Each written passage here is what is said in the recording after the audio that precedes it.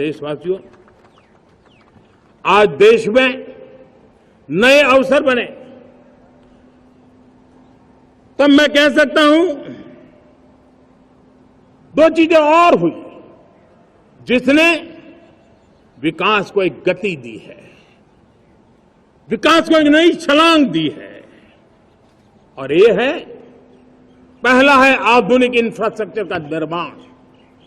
हमने इंफ्रास्ट्रक्चर को आधुनिक बनाने की दिशा में बहुत बड़े कदम उठाए हैं।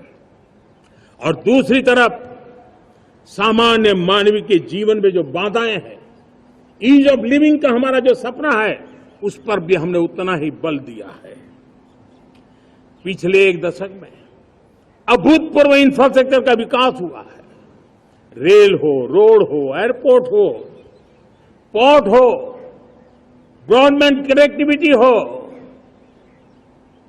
गांव-गांव नए स्कूल बनाने की बात हो, जंगलों में स्कूल बनाने की बात हो, दूर सुदूर इलाकों में अस्पताल बनाने की बात हो, आरोग्य मंदिर बनाने की बात हो, मेडिकल कॉलेजों का काम हो, आयुष्मान आरोग्य मंदिरों का निर्माण चलता हो, 60,000 से ज्यादा अमृत सरोवर बने हो, 2 लाख पंचायतों तक ऑप्टिकल फाइबर नेटवर्क पहुंचा हो, नहरों का एक बहुत बड़ा जाल बिछाया जा रहा हो, 4 करोड़ पक्के घर बनना, गरीबों को एक नया आश्रय मिलना, 3 करोड़ नए घर बनाने के संकल्प के साथ आगे बढ़ने की हमारी कोशिश हो। हमारा पूर्वी भारत, नॉर्थ ईस्ट, उसका इलाका आज इंफ्रास्ट्रक्चर के लिए जाने जाना लगा है। और हमने ये जो कायाकल्प किया है, उसका सबसे बड़ा लाभ समाज के उन वर्गों तक हम पहुंचे हैं जो ग्रामीण सड़कें वहां बनी है जिनकी तरफ कोई देखता नहीं था, जिस इलाकों को नहीं देखता था, जिन गांवों को नहीं देखता था।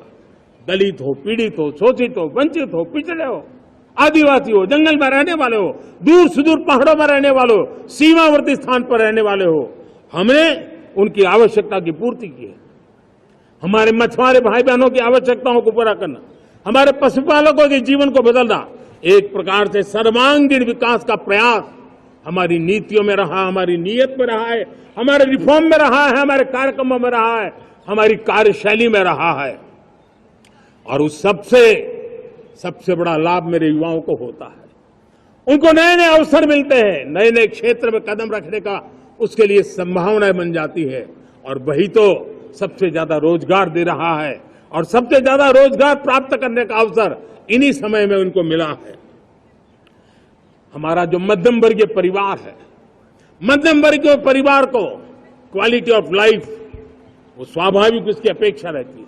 वो देश के लिए बहुत देता है, तो देश का भी दायित्व है कि उसकी जो क्वालिटी ऑफ लाइफ पे जो उसकी अपेक्षाएं हैं, सरकार की कठिनाइयों से मुक्ति की उसकी जो अपेक्षाएं हैं, उसको पूर्ण करने के लिए हम निरंतर प्रयास करते हैं। और मैंने तो सपना देखा है कि 2047 जब विकसित भारत का सपना होगा, तो उसकी एक इकाई ये भी होगी कि सामान्य मानव के जीवन में सरकार की दखलें कम हो, जहां सरकार की जरूरत हो वहां अभाव न हो, और जहां सरकार की बेकारण प्रभाव भी न हो, इस प्रकार की व्यवस्था पर हम प्रतिबद्ध हैं।